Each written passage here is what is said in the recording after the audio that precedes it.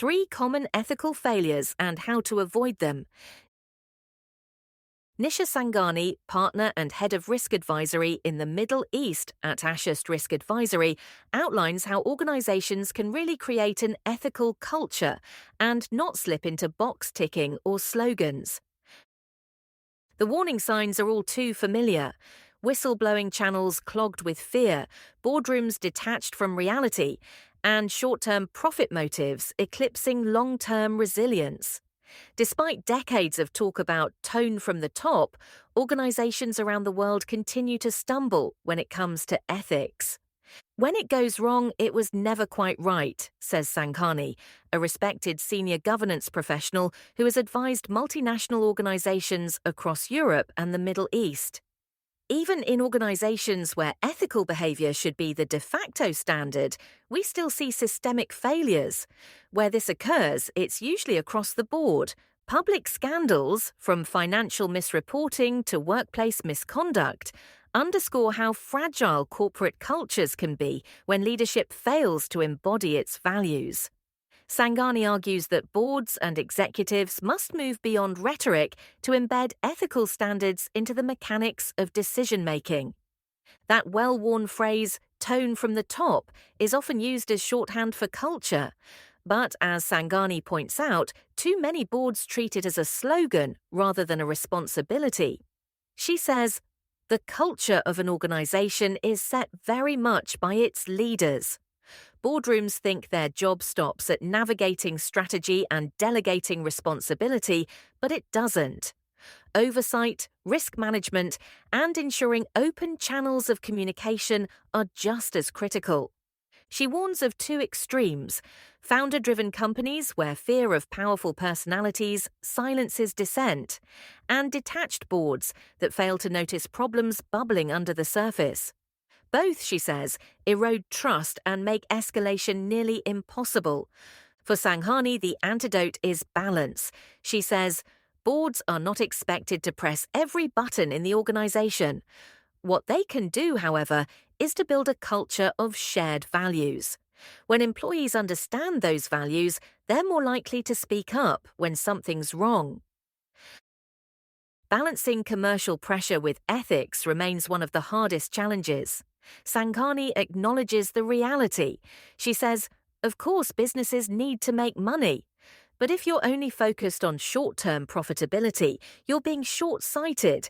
She points to reputational risk and resilience as equally important, saying, we've learned in the last 20 years that long-term profitability depends on managing risks and aligning risk management to strategy, whether that's a downturn, a shift in demand, or reputational fallout.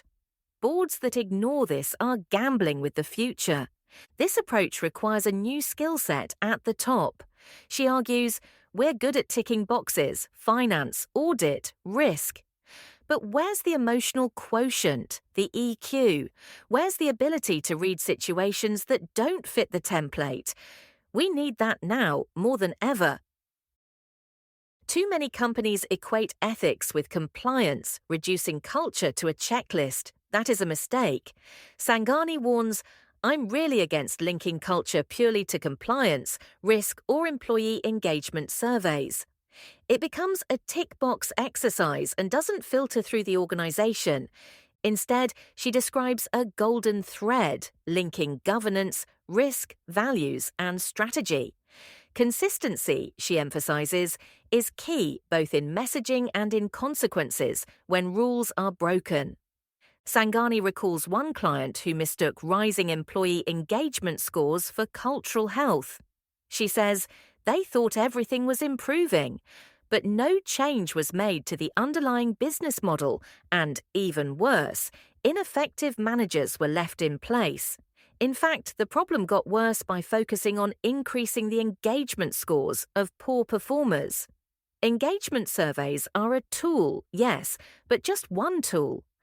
Identifying hidden risks before they explode into scandals is all about employing professional skepticism.